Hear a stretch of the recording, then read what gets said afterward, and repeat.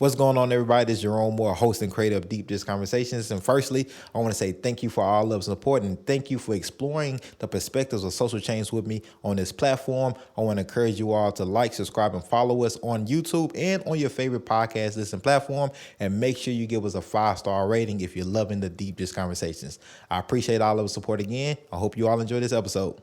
This is Deep Dish Conversations, a series in which I, Jerome Moore, sits down with prominent figures in Nashville, Tennessee to talk about social issues over amazing deep dish pizza. Deep Dish Conversations models how to have conversations about deep issues around racism, housing, policing, poverty, and more. Plus, you will get an idea for where to get your next slice of pizza from. Thanks for tuning in, and I hope you enjoy Deep Dish Conversations. What's going on, everybody? This is Jerome Moore, your host of Deep Dish Conversations, and we got this is the last filmed episode of season 2. This is the last one. You know, you gotta save. They say the best for last, but I'm saying the biggest for last because we got Calvin Big Fridge Bryant in the building today. Now look, if you a Nashville native, you know, and I would say like I was born in '90, and so Calvin, but 4 years older than me. But if you was born in that '90, maybe '91, '92, and you play sports, or if you just in the city, you had to hear about Big Fridge. You had to, you know, in a multitude of ways, right? And so it's an honor, man, to have you on the show.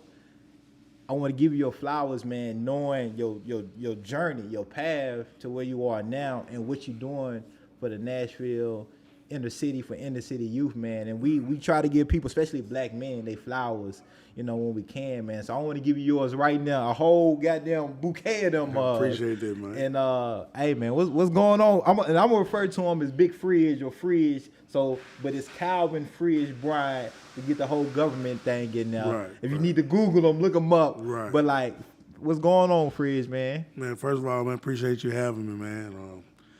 During these crazy times, just taking a day at a time, man. Happy to be a free man, having a family, just pushing my line, man. Congratulations. I know you got a little one on the way. Most definitely. Little Fridge. Little Fridge. Right. We need more. Most definitely. Man, so let's get straight into it, man. Okay. I know where you grew up, but they might not know where you grew up. So, where you from? What part of Nashville are you from? I'm from the south side part of Nashville, Okay. Edgehill to be exact. 12th Avenue South. Was there from the day I was born until I was 22 years old before I went to prison. Man, so how's it growing up in, you know, Edgehill housing projects, man? Oh, we felt like the whole world revolved around Edgehill. So, you know, growing up, man, you know, we had it a little rough, but we was all right, you feel what I'm saying? Right. The love made sure we were straight. I grew up in a 2-parent household, you know. I ain't have no excuses for some of the things I done. I was blessed and with 2 great parents, 2 sisters, family surrounding me. So, Right. you know, I grew up pretty straight. Man, so I know growing up in Nashville, before I could remember gangs, it was always sides, right? That's It was what it always was. north side, south side, east side, west side. You had your East B balling, South B Right. balling. So, see, y'all might not know about that. You got to be real Nashville Right. to know about that, Right. man. Most definitely. You know, so, man, I was, man, like, reminiscing on those times, man. What was, like, some of your best moments? Like, as just like a youth, adolescent, teenager growing up in Right. that, because it's different now. Like, Right. it's Nashville look completely different than when me and you grew up here. So, man, what were some of your best times, man? I see my best times, some of the funnest times, man, is my teenage years, you know, going to Hillsborough High School, like you said, being a part of those rap battles that took place between East and South. We were like rivals with East Nashville.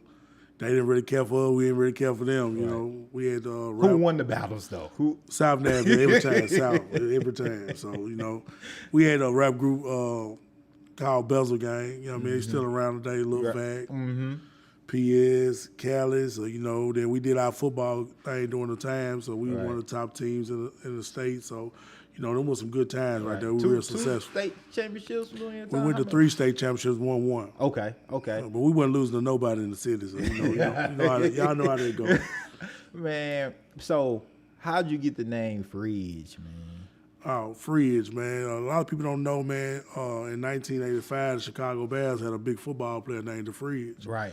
So my dad met him through a mutual friend. I wasn't born until '86. So after a Super Bowl run with the Chicago Bears, when I was born, my dad paid homage to the Fridge and named me Fridge from day one. Wow. Right. Wow. And you played, but Fridge played running back with the Bears. Yeah, he was a big dude. Yeah. I mean, he was a defensive lineman, lineman. but they used to put him at running back. So I kind of fit the description for that. You feel me? Right. Yeah. Man, I had seen an Instagram post. Man, you was kind of breaking down like, look, I had letters from here, offers from here, offers from all these big SEC schools or whatnot. Man, how was that? How was that feeling, man? Just getting those offers letters to all these top D1. Right.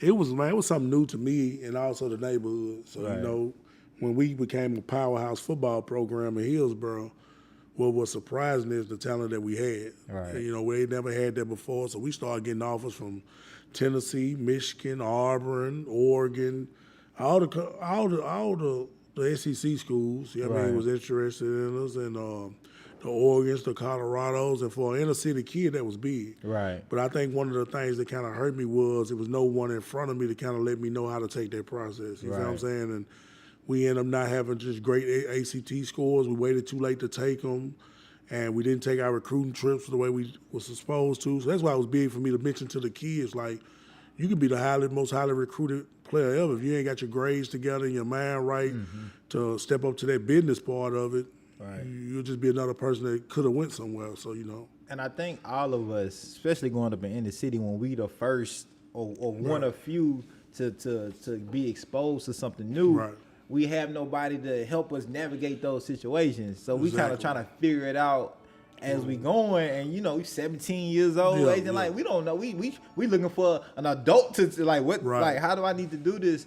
And so I think it's real. I think it's real important to mention, but also it's important for people like yourself to do what you're doing now, going back and making sure kids do know how to navigate those systems. Because now you see it now, like you got social media and all this. It's a little more resources, but it wasn't like that when you was coming up.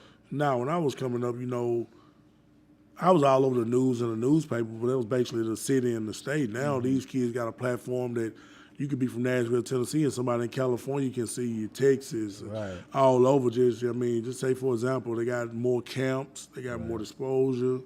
You could do something on social media and go viral and almost get a scholarship for whatever you're doing. So, that's the big thing now is just them taking advantage of it and not getting caught up in the hype too much. So you went down up going to TSU, Tennessee State University. Shout out, TSU homecoming. Hopefully we get one. Hopefully we get one this year. Possibly, man.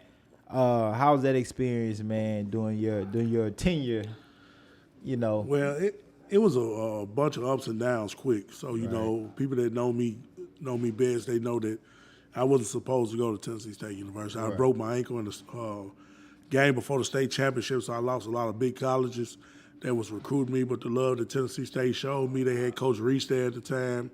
They had Miss Teresa Phillips was the athletic director. And, like, one night, man, I'm laying up at home in the Edge Hill Projects, man, and we heard a knock on the door. My leg was broke.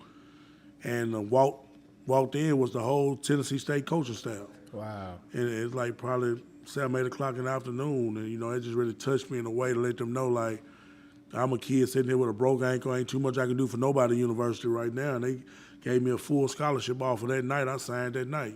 Wow. Let them know that, I was committed to that. So when I got up to Tennessee State University, the year after I got there, I had to get my grades right through Prop 48. That was a kind of like academics thing.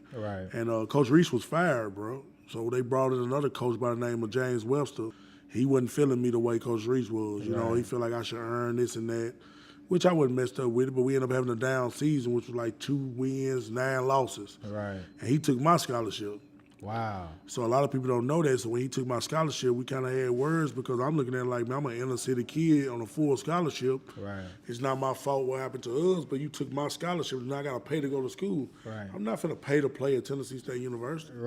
With the kind of talent that I had. So, one thing led to another, and I felt that day, I lost a lot of love for the game. So I stepped away for a minute, and that little small step away where I try to tell kids could be a major factor in your life, and it end up leading up to something bad. Man, let's get into that lead up, man. A lot of people may be familiar with your story, especially around school zones, drugs in Right. school zones. And I'm gonna preface it a little bit and let you dive in deeper. Right. You know, you're 22 years old, Yeah. and really, if the system was to have it their way, you would technically still be in prison a few more years. yeah, Though. 2023. Yeah. Yeah, you know, you got 17-year sentence for something that should have been a 3-year sentence Right. for a first-time offender. Yeah. And you was the first. When I seen it, Yeah. you was the first that they applied that to in Davidson County. And it been around since 1995. Right. Right. And so when I seen, I said, "Wow, that's crazy." Just knowing like why the first time offender, Right. but also the backstory to that on like the drugs that was sold and how you led up and was kind of pressured. Right. You know what I'm saying, by a so-called friend. Yeah. And so talk us through that, man.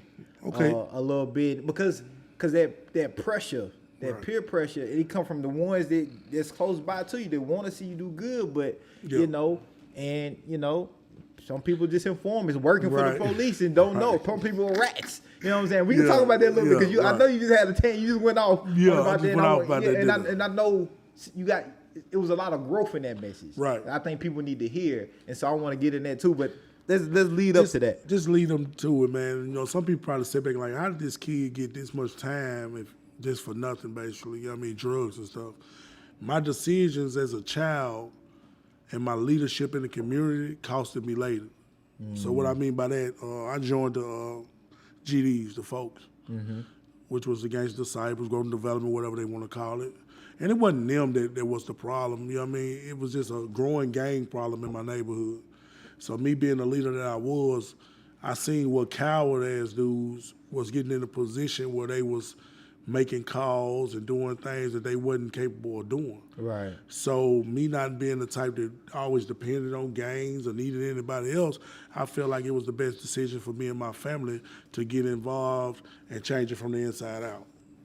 Well, I'm just a 15-year-old kid at the time. Right. Well, by the time I'm 16, I got the attention of the whole city, not for negativity things, but for things that I was a football star already. So negative news traveled faster than positive news. So when everybody found out I was a part of this organization, that was like a big story. Right. Like, damn, man, dude, GD, man, we wasn't doing nothing wrong. Right. But with every action, there's a reaction. Right. So after I got done playing football and I'm at TSU and things like that, the police department get a hold to like, man, this guy's a high-ranking gang member, what they call. Right. And they come from dudes just getting in trouble saying free is this, free is that, Right. just because I was the popular name. You're the popular So name. to kind of fast forward everybody forward, when I was in the projects and this guy wore a wire on me 3 times.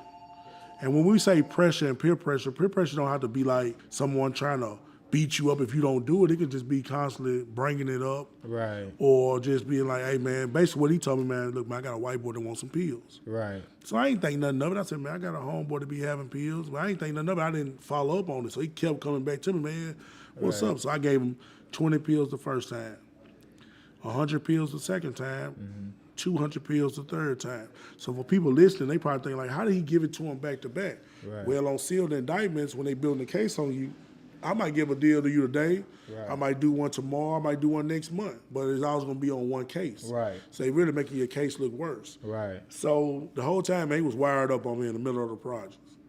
He had called a driving charge. They said they were trying to clean up the Edge Hill area for whatever reason. Right. And asked did he know me.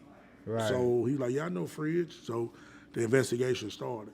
So when he wore a wire on me, I ended up getting arrested on May 16, 2008, sealed indictments, 3 transactions with this law called the Drug-Free School Zone. My bond was like $350,000. So everybody like, what the fuck is a drug-free school zone? Nobody knew. I didn't know. Right. So I'm thinking I'll be back home like the rest of these dudes. But what I didn't know, in 1995, they passed a law for people that was really standing on school grounds serving drugs to kids. Mostly like crack and stuff. Right. So the district attorney office at that time was manipulating the law. Like either you gonna work. All they wanted to know was something about GD. Right. I couldn't tell them nothing about GD. I don't know what y'all talking about. So Right. since I wanted to be a tough guy, so-called, they hit me with the drug-free school zone. So we gonna sentence you like you're a gang leader, whether we can prove it or not. Right. So it's any sale or delivery that takes place within 1,000 feet of any daycare, school, library, community center. So that lets you know, church. Yep. That lets you know that anywhere in the inner city, in the projects, you're going to be in the school zone. Right. But they never applied it to people till it came to me. Right. most of the time. Right. So Now, you was the first in Davis County. Yeah, they never you was the first. it was a couple dudes before me, but I was the first high profile. Okay. That wasn't under the table saying I went to trial, made it like a big deal. So okay. when I went to trial the first time, the dude got on the stand. A dude from my neighborhood got on the stand against me. Like why I tell people, like, these dudes, you never know what kind of pressure you can take until you under that right light. You feel what I'm saying? So he had a hung jury. So really the jury seen him like he ain't no better than Free Edge. Incredible. So this how slick the prosecutors was. The next trial they took him off. Act like they couldn't find him. Put a detective on the stand and read his testimony like he was him, which is illegal. So we got the right to cross-examine our witness or whoever it is. So they found me guilty, man, sentenced me to 17 years at 100. So at this time I go to Charles Bass Correctional Facility the first time. 100%. College student, no good time. The only 2 charges that you can get 100% on has something to do with kids. Now look how this level up.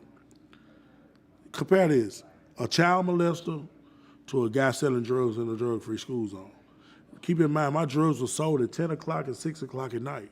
No kids was around. The schools was closed. Right. But the law was so messed up that they could still charge you whether the school was open or not. Right. So that's where the railroad came in at. So now that's why I fast forward a little bit forward. I had to get out and get this law changed because it wasn't fair. Right. So they eventually changed the law, but I went to Charles Bass Correctional Facility, and they shipped me to Northwest Correctional Facility. Northwest was the Thunderdome then, the worst penitentiary in the state of Tennessee. That's why I tell people, like, they threw me to the wolves, but I came out leading the pack. Right. So what I meant by that is, man, when God for you, you're gonna be all right regardless of where you go. You see what I'm saying? Man, what was some biggest, one, before I say that, now, just so people know, educationally, they changed their law. I think it's 500 feet now. And the judge got the right to charge the school zone, and most likely if it ain't open, they not gonna charge you with it. Okay. So that was a big change in. And people don't know. People, you just don't know about these things. They still, in my neighborhood, they still doing the same thing. I can tell them all day. They see my story, and they still doing the same thing about the school. So during your time, man, in prison, right? Because we in this era, we talking about rats, snitches. Right. You know what I'm saying? It's all in our music. It's all on social media. It's all around us.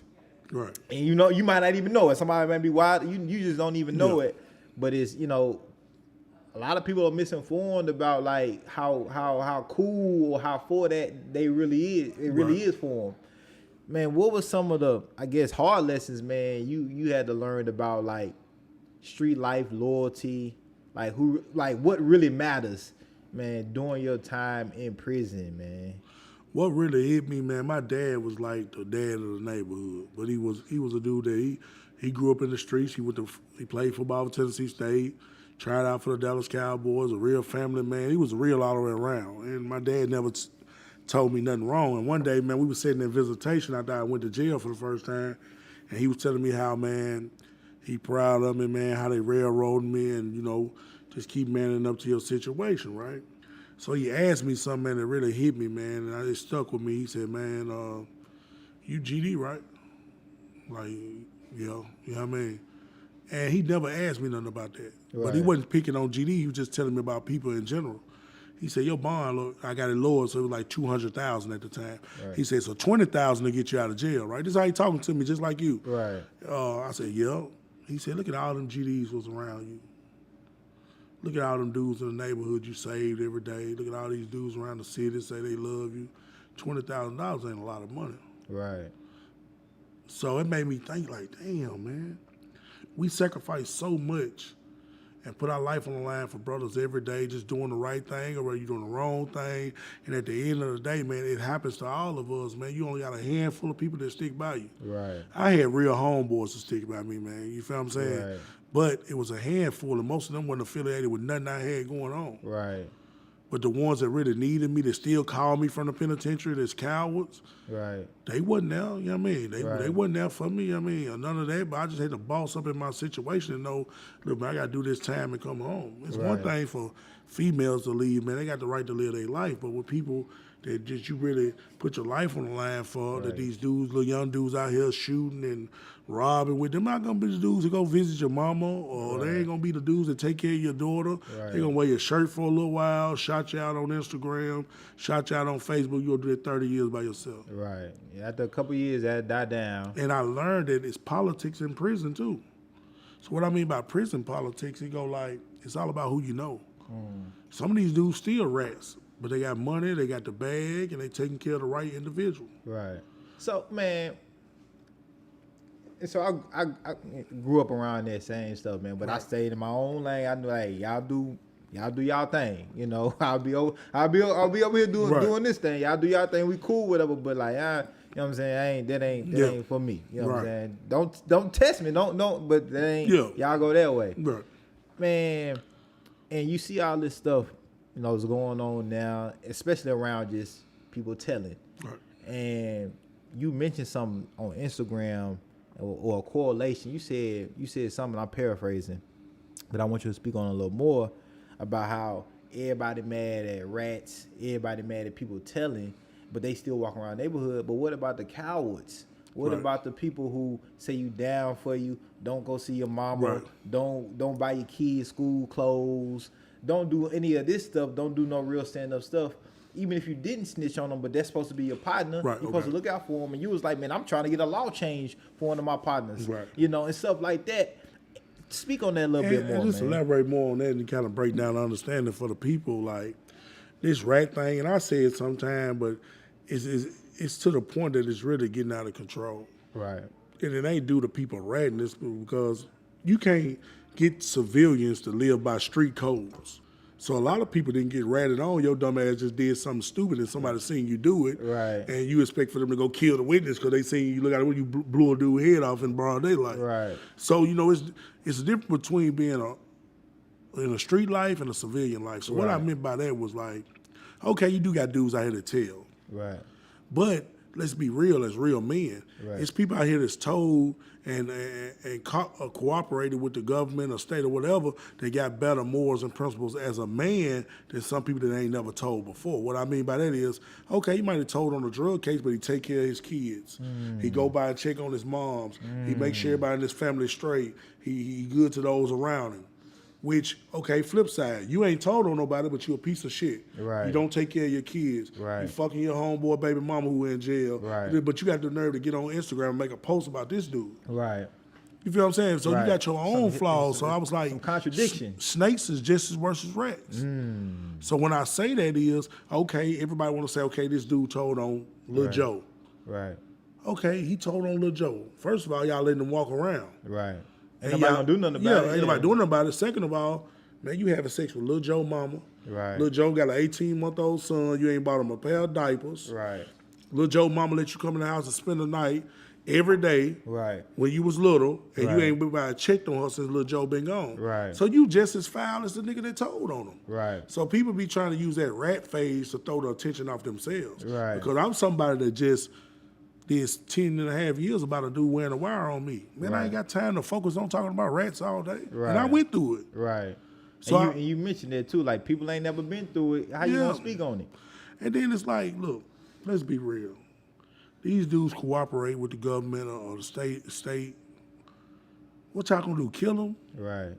And then y'all gonna be the first people they come get. That's why it was big for me not to let none of my partners do nothing to this guy that's told on me. Right. I kill him in another way. He all through my book. You feel what I'm saying? Right. The paperwork and everything. Right. So I ain't worried about putting my hands on them or killing them because that's what they want you to do. You tricking yourself out of your own position. Right. I feel like I was bullshitting by even dealing with the nigga. Right.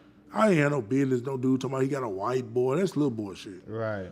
So this dude ain't even been known for selling drugs. I mean, he was a street dude. He do this and do that. But he ain't never had no white boy the whole time I known him. So I feel like I should have been more on point, and I'll take accountability for my actions, bro. That's what real dudes do. What's going on, everybody? This is your host and creator of Deep Dish Conversations, Jerome Moore, and I know you're enjoying this episode that you're watching currently. Make sure you hit that notification button and hit subscribe so you won't miss any of these amazing episodes. I appreciate y'all. Thank you for all love and support, and continue watching the episode. I'll holler. Man, how was that pizza, man? It was good, man. It was good. I got to get on there. Yeah, you got to take the rest of it home, man. Take it to the fam. Man, So let's dive back into a fridge, man. You finna put up on some. You finna drop some gems on us, man. And I'm finna drop some, man, because a lot of people that's not involved in criminal activity or been involved in a case don't know this. In the state of Tennessee, they don't have to reveal your witness to you until 10 days before trial. Okay. So a lot of time when people are going around talking about who snitched on them, they don't have the paperwork to show it, or they would. Right. But a lot of them are cowards and they go ahead and cop out before they really find out. So the state intention, the whole thing is, if we gonna reveal who snitched on you, you gonna have to do some time. So ain't no copping out once you find out who it is, because it could be your best friend. Right. So how they did me was 10 days before trial, they dropped dude's name on me. But they let me know, since we giving you this information, ain't no copping out no more. Right. We going to trial. Right. Dudes ain't willing to do that. That's why it's so much gossip who the police, because they really don't know. Right. Or they'll show the paperwork. Why argue when you can say, hey, this is a seal from the state of Tennessee? Because you get all that information. Did you know when you're a confidential informant, and I'm going to show this on Instagram and back up what we're saying, and I'm going to tag your story, what I talked about. When you're a confidential informant, they give you your social security number, your address, your places you work at. That person that you telling on gets all your information, bro. Wow. And I'm going to show it to you. You got a sign, you got code names and all that. And just to make this podcast even more, we going to do that. Probably I'll do it today or tomorrow. I'm going to post it and tag you and talk about it like, this is why you don't want to be a confidential informant also. Right. The police don't tell you that you got to do this. And I'm going to show you all the information. Wow. See, it's educational because our kids don't know this. People don't know this. They just thinking, okay, I got the situation, I'm going to go ahead and tell them, but dude, I have your social security number. Right. He got this, he got that, because they got to reveal everything about you. Every charge you ever caught. I'm going to tell you how cutthroat to get, bro. My confidential informant was a habitual driving offender. I found that out through the paperwork. Right. They was letting this fool drive to all my transactions. So they broke the law to uphold the law. You see what I'm saying? How you do that? Right. So I'm just letting you know, like, just putting y'all up on game, that's some valuable information. You know? He didn't do no jail time or anything. He escaped all his little... Man, he be in and out all the time. He beat up his girlfriend. He do all that old... His record that thick, bro. I'm going to show it to you. And I'm going to tag you, man. I'm going to tag the podcast, let people know I was on here and just finish that. 'Cause I like to show black and white don't lie. Right. People believe you more when you can show them evidence and shit. They be like, oh, man, I can trust dude word, man. Right. Dude 100. Man, so doing your stint, man, to your 10.5 years. Ain't no Rick Ross, bro. Man, Now because you know what I'm saying. Nah, because you know what I'm saying. Like, you know what I'm saying. I had partners. You know what I'm saying. I ain't gonna mention their name on the podcast, but you know what I'm saying. Y'all did time together. Right. You know what I'm saying. Because we from the city, you know. Like, you know, no. You know what I'm saying. We'll talk about it later, but man, I know shit. It ain't no easy time. You know what I'm saying. And anything could just set you off. Whether you know what I'm saying, you don't that green dot don't come through, or a female trip into anything because you're already on edge, and especially if you're affiliated, which they were too. You know what I'm saying, you don't know what's going on. You know what I'm saying, you know how many traumas and you know what I'm saying, with wars, battles. You got, like you see, you got ain't no telling what's going on, man. And so, having to deal with all that, which probably a lot of people don't even know everything you had to deal with. Because I know, like, that's just traumatic to even have to speak about it sometimes. And I ain't gonna ask you to speak about it, but I will ask you, through all that situations, man, how did you keep your how do you remain free? How you didn't compromise who you was to be able to get out and do what you doing now, man? Right. Man, basically, man, the upbringing, man. I try to stay close to how my mom and pops taught me, you feel me? Right. And, you know, I had to learn how to deal with people, bro. Like, I've always been a people person, but you got to learn how to deal with the murderers, the robbers, the killers, the gay ones, everything, like the guards fucking with you. You got to learn how to be in your space and not be affected by things around you, man. So you really got to block a lot of things out. Right. And my main motivation was to get home to my mom. She was sick, bro. I lost my father during the time I was incarcerated, so I'm like, I got to get home to her. Right. So I knew some of the things and the choices I made can stop me from getting home to her. Right. But I ain't gonna lie, bro. It was wars that popped off, I fought in. You feel what I'm saying? One-on-ones I fought in. Right. And it wasn't never because of me, bro. It was always because of somebody else. Right. And it really broke me down to the point that I was fed up, bro. Like, I'm tired of having to ride with dudes that I don't even know, bro. This dude might be from Knoxville, Memphis, Chattanooga, and he could be in the wrong, but just because of what I signed up for, Right. I got to ride. So I got to the point, bro, when I had position in compounds and things like that, I led by example, bro. I let my guys know, look, we ain't doing no bullshit. We doing bullshit, we busting your ass up. Right. So, you know, when everybody can't be in a position of authority and a leader like that. Right. But I was blessed enough with those attributes to be like, look, man, this how it's going to go. But you got to realize there's other gorillas in there like you. Right. And the other gorilla might not be on no positive stuff. So you got to Right. play a chess match like, Right. man, prayer.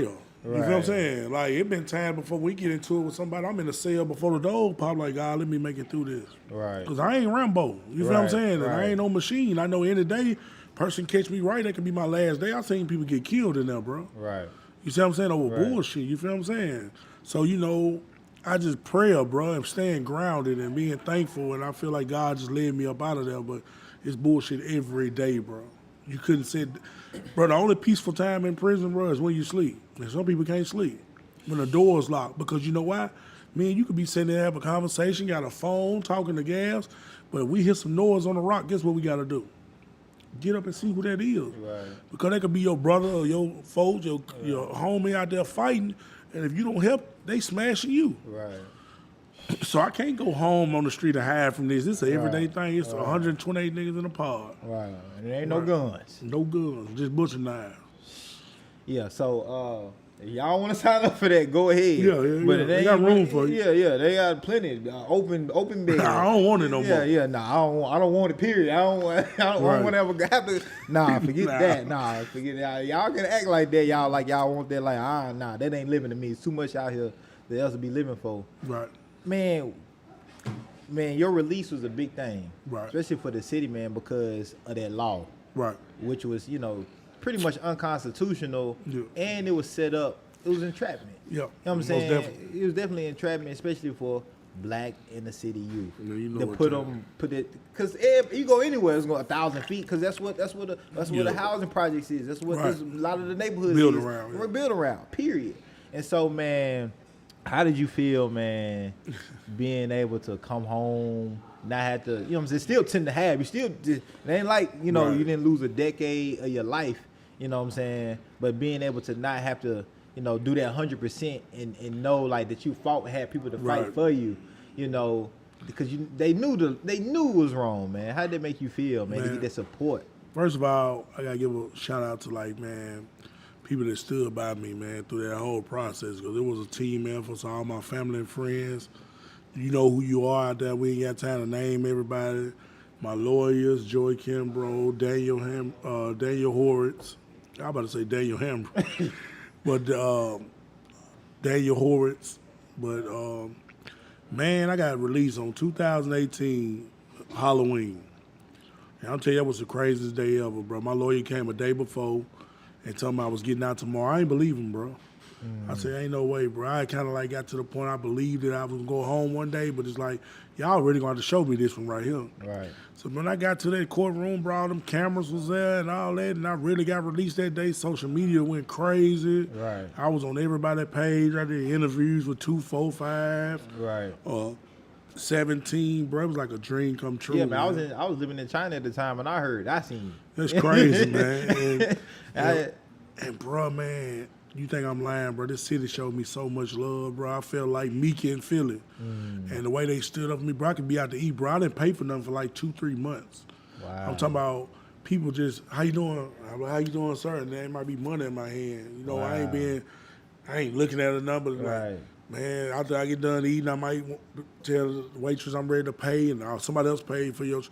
I mean, that happened for 2-3 months, and even to this day, I still get love, man. I'm like, the city of Nashville showed me so much love, bro, to be labeled a gang member, Right. a leader of a gang, and all that. And Right. I pushed that to the side, and nobody having no hard feelings, and just Right. accepting who I am, accepting my organization. That same love I got on the football field, bro, I'm getting it double and helping kids and running my organization, bro. So it was really like a dream come true. I had to go through that, I guess. You feel me? Man, getting out, did you have any worries that your past life would sneak up on you, because everybody don't want to see you do good, No, Chris. man, no. Even now, probably. No, bro. You know what I'm saying? And I stay on point, bro. You know, it's a lot of individuals, man, that worry about, like, brother, I rep some or I'm a part of something. I'm going to say how gay dudes is, bro. If you got an individual that the district attorneys are messing with, the lawyers are messing with, he on the news and the newspaper, why would you want him around illegal activity? Right. A real dude will be like, hey, bro, stay away from me. You got Right. too much going on. Right. These dudes, and I ain't saying all of them because I love a lot of them, Right. but a lot of these gay dudes, they when I say gay, I'm not talking about they mess with boy. I'm just saying right. like they You're not talking about female those. tendencies. I Right. mean, they just on some bullshit, and they just want you for your name, bro. Right. That's what females do. Right. So these dudes will love to say, hey, man, Fridge was with us last night. Status. We did it. Yeah, man. Just come on, clout chasing. Right. You feel me? And I watch them, bro. I stay on point everywhere I go. I just know God got me. Right. I don't move in fear. Right. I know people don't like that, bro, because Right. it ain't beneficial to them. With people, it's beneficial or artificial. Right. So why be one set or one gang or one organization when I can help them all? Right. Man, Vice Lords got kids out here. Right. Crips got kids out here. Bloods got kids out here. Right. Four corner hustles, whatever clique you want to claim. Right. Why come I can't help their kids? Right. And if I can't help them all, I don't need to help. I don't need to be a part of nothing. Right. So you know, I mean, my main thing is this, man. I read this from a wise man said it's easier to raise kids than to rebuild broken men. Right. And with the community and what's going on, man, when I got out, the same thing was going on that was going on in 2008. Yeah. So these are broken men. I don't have the energy to do that. Right. But if I could change the way these kids think, that make a better way for Treasure, Right. Lil Fridge, them my kids, Right. your kids, his Right. kids. Right. So if I can show them, man, I got so much respect for guys like y'all because y'all being y'all self. Some of the toughest guys I've been around was guys that wasn't gang members. Right. And they ain't out there trying to be hard, but if you Right. take them to that level, they can take you wherever you want to go. Right. And that's what I always try to promote.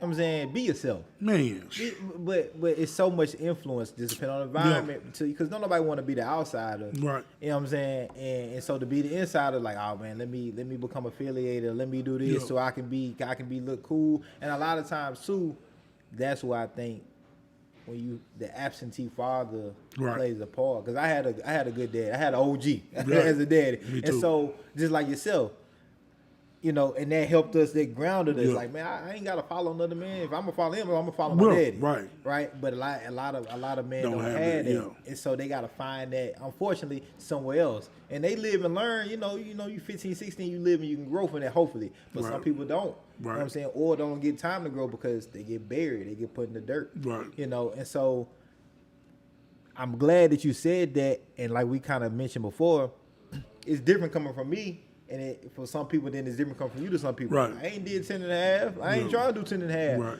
But there's people that may be following youth that's following your footsteps that can see you like, damn, he telling me about these wars, and you can look into their eyes Right. and say, man, look, This ain't for you. This ain't for you.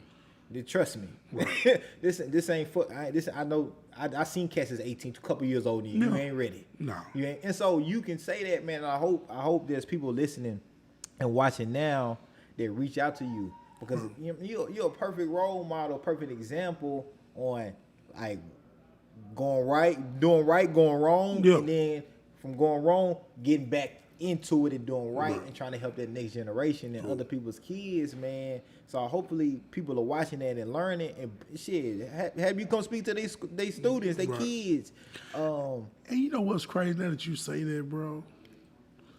I'm gonna show you how disconnected people like Metro schools are from the community. Bro, you know where the schools I done spoke at? Now I was helping, like, shout out to In Full Motion with the Fitzgeralds. Yeah. They gave me Shout out to they gave me a job when I got out, and I was working at the juvenile as well. But I worked at Haynes School with kids. Okay. That was some of the best times I had when I first got out. The kids was a trip. But besides them, I spoke at Hume Fogg, bro. And what's sad is I spoke at Hume Fogg, and they love me, man. The kids love me. Hillsborough, I spoke there because of Coach Fitzgerald, but like just school-wise, the Pearls, the Strappers, the Maplewoods, the White Creeks, when they got baby Fridges there, bro. Right. People that's making wrong decisions, they can get in trouble. They ain't told me to come in and speak to these kids or none of that. So that's the disconnect also. Like, everybody know. Dr. Battle, we need to get Fridge in there. Man, most definitely. And I got a lot of respect for Dr. Battle. And she don't know. She got a lot going on. Right. But if she listen to this, I can help your hallways. Right. It is really, like you mentioned, it shows how disconnected Metro is not to have persons like yourself talking to the kids, because you exactly who they need to hear from. Right. You exactly who they need to hear from, and they need to pay you for it. Yeah. Because who else gonna talk to them? Who else gonna listen to them? Who else? If it's not somebody they can relate to. And it's a chain of command for there's levels to it. So Dr. Battle, for example, she has a whole thing on her agenda. Right. But there's people that went to school with me working in Metro School. There's people went to school with you. Right. What is it to put a word in like, hey, man, this guy might need to be the guy that come up here and talk to these kids and get a program going or something because they'll listen to them. Right. We don't even have people doing that, but they get on social media and complain about what the kids doing all day. Right. But you got the tools around you to get it done, but it's just like, do you really want to get it done, or you want to get lights or chairs and things like that? That's all. But shout out to Dr. Battle, man. She's doing a great job. Oh yeah, she is, and we're gonna have Dr. Battle. We talking to your people. We're gonna get you on season 3. Gonna get you on season. Get Fridge a full time job up there, like with kids and some type of youth. The marriage, like those people need to be tapped in. If they really want to tap into the community, they got to be tapped into persons like yourself that didn't walk that life, can go into them projects, and ain't like him being like all these other folks. Is, you know what I'm saying? We know that, like, you know what I'm saying, like, hey, check their jacket. You know, it is what it is. But you can use it for positive. You can use your past to change the future. Right. And I see that's what you're doing, man, with your P.I.C K Foundation. Right. You know.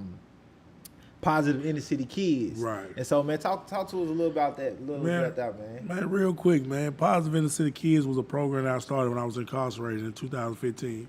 So I had this vision saying that I want to equip all the kids in the community with the tools to be successful and learn from my mistakes, and regardless of their address, it don't got nothing to do with the success they have. So I got it certified through the state in 2015. 2018, I came out running. I got blessed in 19 or I want to say 20, from my big guy, Ramon Foster, used to play with the Pittsburgh Steelers. Yeah. He gave me a $10,000 grant to get it started. And ever since then, man, we've been doing major things in the community. We mentor, we do scholarships, we do, we're working on field trips as we speak. We involved with the juvenile justice system, working hand in hand with them. So, you know, it's major things going on in the community with us, and we open to north, east, west, south. Maybe we can use this one program to bridge the gap between north, south, east, west, Crips, Blood, GD, whatever you is, bro. We accept you, man. We just want you to do good and let every kid know, man, you got a home away from home, but we gonna work inside the home. You feel me? Man, what's like the biggest impact that you want to have, man? Once it's all said and done, you know, well, you 60, 70, you know, you can't move like you move now, you can't run, but you know, like, when you sit back and you seeing your kids and you looking at them, man, what do you want your legacy to be, man? Man, I want my legacy to be that, man, he was the individual that came out and told people and showed people that it's okay to do the right thing and be a stand-up guy. You don't got to do bullshit to be respected. Right. Right now, I'm sitting here probably one of the most respected guys in the city, and I never robbed anybody, never killed anybody, none of that. I was a football player that made a bad decision. Right. So to let people know, like, to look out for everybody, man. Everybody need to be a family that when you let your kid go outside, you know it's another kid our age responsible enough to look out for. Right. Because one day, bro, we ain't going to be able to go outside. We ain't going to be able to sit here. We're going to be in the house, probably getting a little older on the porch. Right. We got to know that we planted the right seeds, man. Because right now, some older cats looking at me like, man, I'm glad Fridge out there doing it. Right. So, you know, I mean, just to have that accountability for everybody and these kids learning trades, just living their life, man, and I mean, living it to the fullest, because me personally, I feel like it's a trap I already set for them. Right. So, you know, one thing that's going to be the same 20 years from now is going to be, guess what, somebody going to be going to court today. Right. Somebody going to be in juvenile, somebody going to be in prison. Well, how can we break the cycle? You feel what I'm saying? That's what I'm on. You got a book coming out soon. Right. We got to end on this. Yeah. First, man, what's the title of your book? And when's the expected release date? And what can we expect from the book? Man, look, expected release date will be soon, man. Very soon, within the next couple months. Okay. Both sides of the story is the name of it. And they go all the way from my childhood, prison experiences, basically telling you how a guy can be one of the top football players in the state of Tennessee, make a bad choice, and end up in the Tennessee Department of Corrections. So I went from a college student to being on death row with people that was going to get killed, or being in the same facility as people that's getting killed. Right. So I just want to give people that story behind the story. You feel what I'm saying? That's why I say both sides of the story. People done heard things, but I'm going to give you the real and expect the real. You feel what I'm saying? It's going to hurt a lot of people's feelings. Right. It's going to expose a lot of people. Right. But, you know, the main thing is to get that message out there that, like, anything is possible, bro. Right. What my Team Free is movement about. Right. You dropping real names? You dropping aliases? I mean, my thing is I drop a couple of aliases, but most of it's real, man. You feel what I'm saying? It's real life, you know what I mean? So it ain't just bashing nobody. Like when I talk about my confidential informant, that's public record. You can't sue me for that. Right. If I talk about one of my friends that wasn't there, everybody know his nickname. Right. You see what I mean? If you got a problem with something you did, you should have changed what you did. Right.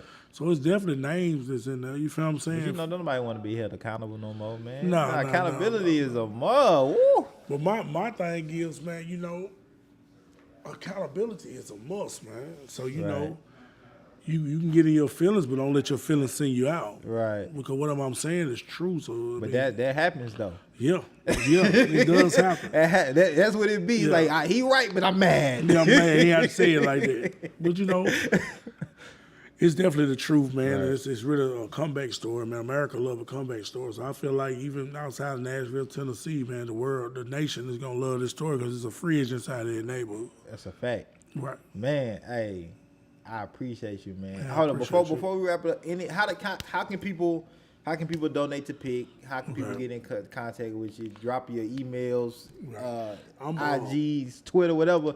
You know what I'm saying? Because I need to give me a Twitter on it, man. I ain't even got one. Hey, Twitter's a mug. But the reason I bring it up because a lot of programs like yours, very impactful, but they can have more impact if you can build capacity. Right. You need funds. You need the resources. Most definitely. And so, man, I want to give you an opportunity, and I want to give the watchers and the listeners an opportunity to put more resources into P.I.C.K and what you're doing in your movement, man. Well, like you said, my organization is Positive Inner City Kids, man. I work hands-on every day with it. We right now, for its donations, you can get directly with me, bro. You feel what I'm saying? I'm a 501c3. I'm tax exempt. All our books is straight. I mean, I can show them. How they reach you? They can reach me at One Team Fridge on Instagram and Calvin Fridge Bryant on Facebook. Okay. Right now, my website being constructed, upgraded. So right now, you can reach me at One Team Fridge, at One Team Fridge on Instagram, and Calvin Fridge Bryant on Facebook. Cool. And also, I always like to mention this, like, you know, you can always donate in other ways than money. Right. You know what I'm saying? Whether it's, you know, website, promotion, doing videos, coming out and taking pictures, you know what I'm saying? Whatever your talents could be, you can donate those talents to P.I.C for Fridge and to help, you know what I'm saying, your cause and your movement, your impact, man, that you're having on the city, man. And again, man, I want to give you your flowers right now, man, while I have you, and just tell you, man, you're a big influence on the city. And people watching, man. People probably don't like what you got to say all the time because you hold people accountable and you say what it is. But it is what it is. And I appreciate you, man. And I always like to say, man, anybody that no matter the past, you know what I'm saying, is welcome on Deep Dish Conversations. And it's unfortunate that, you know, a lot of people, a lot of platforms, you know, won't have a fridge on there for whatever reasons. You know what I'm saying? Won't have a fridge on there. But if you a fridge out there, or so in between, you come on Deep Dish and we can get it on. You'll get a free pizza and we're gonna talk our shit. But I appreciate your time, fam.